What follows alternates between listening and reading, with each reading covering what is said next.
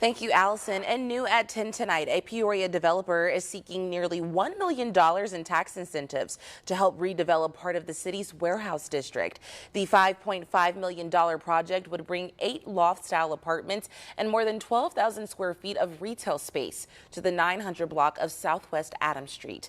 Developer William Sullivan is requesting about $945,000 in property tax incentives, repaid over 17 years through new tax revenue generated by the project. City documents say the development could create or retain 45 jobs. The proposal goes before the Peoria City Council Tuesday night. If approved, the city says it would still receive more than $500,000 in new tax revenue over the life of the agreement.